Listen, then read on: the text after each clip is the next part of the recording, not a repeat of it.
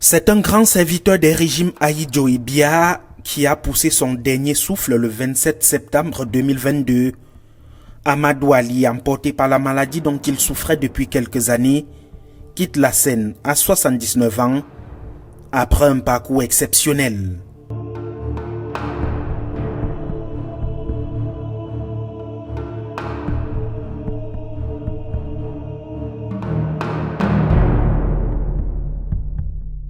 Né en 1943 à Kolofata, dans la région de l'extrême nord où la terre de ses ancêtres se referme sur lui, ce mercredi, selon la tradition musulmane, Amadou Ali fut premier adjoint préfectoral de Gaoundéré de 1971 à 1972.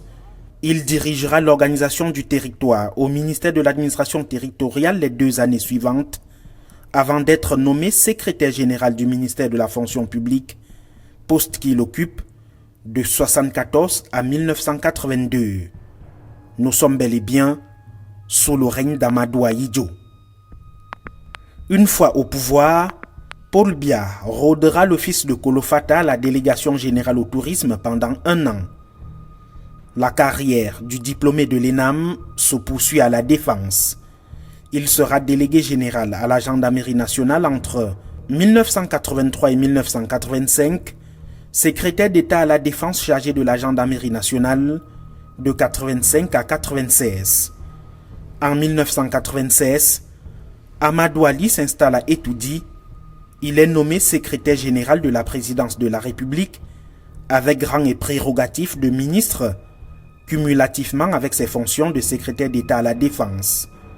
Il ne passera qu'une seule année au palais avant d'être promu ministre d'État délégué à la présidence chargée de la défense de 1997 à 2001, ministre d'État chargé de la justice garde des Sceaux de 2001 à 2011. Pendant ce magistère, Amadou Ali est nommé vice-premier ministre en 2004.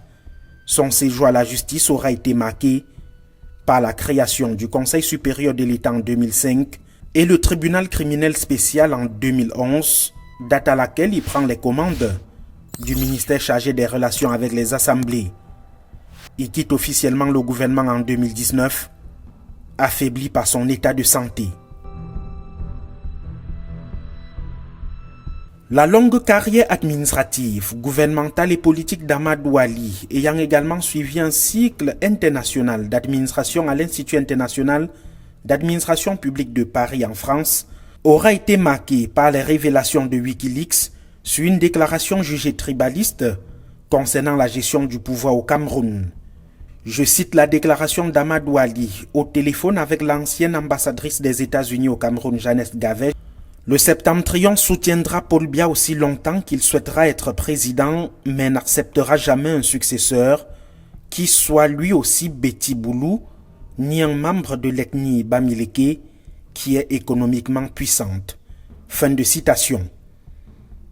Autre attitude décriée par une bonne partie des habitants de Kolofata à son village natal, l'inertie d'une autorité aussi puissante face à l'enclavement de la localité où son épouse Agnès Ali a été enlevée par les activistes de Boko Haram le 27 juillet 2014 avant d'être libérée en compagnie de 26 autres otages, moins de 3 mois après. Amadou Ali, grand militant du Rassemblement démocratique du peuple camerounais, bien que n'étant plus au gouvernement, même s'il conserve son titre et son grade de vice-premier ministre, s'en va rejoindre dans l'au-delà 3 membres du gouvernement décédés en fonction et qui n'ont pas toujours été remplacés.